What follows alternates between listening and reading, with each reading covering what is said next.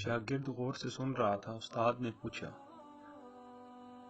اگر میں تمہیں ایک سیب اور ایک سیب اور ایک سیب دوں تو تمہارے پاس کتنے سیب ہو جائیں گے؟ شاگرد نے بغیر کسی تحمل کے جواب دیا، 4۔ استاد کو لگا کہ شاید شاگرد صحیح سے سوال سمجھ نہیں پایا۔ استاد نے اطمینان سے دوبارہ پوچھا، دیکھو اگر میں تمہیں ایک سیب اور پھر ایک سیب دوں تو تمہارے پاس کل کتنے سیب ہو جائیں گے؟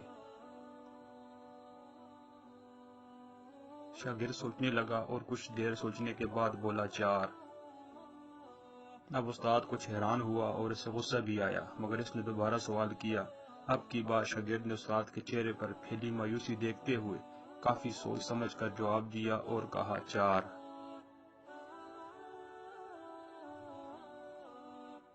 دفتن استاد کو یاد آیا کہ شاگرد کو لیچی بہت پسند ہے، ہو سکتا ہے اسے سیب پسند نہ ہو اور اس وجہ سے وہ سوال پر فوکس نہیں کر پا رہا۔ لہذا استاد نے پوچھا، اچھا بتاؤ اگر تمہیں میں ایک لیچی اور ایک لیچی اور ایک لیچی دوں تو تمہارے پاس کتنی لیچیاں ہوں گی؟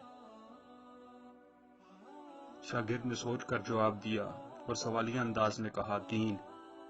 بالکل ٹھیک، استاد نے خوش ہو کر کہا اور پھر پوچھا کہ بتاؤ اگر میں تمہیں ایک سیب اور ایک سیب اور ایک سیب دوں تو تمہارے پاس کل کتنے سیب ہوں گے؟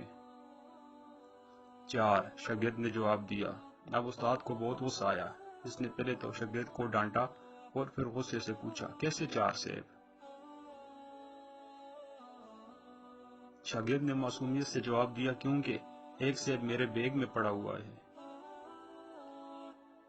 لہذا غصہ کرنے سے بہتر ہے کہ انسان پہلے دوسروں کی رائے جان لے، ہو سکتا ہے وہ کسی اور پہلو سے معاملے کو دیکھ رہے ہوں اور یہ بھی ہو سکتا ہے کہ ان کی رائے درست ہو۔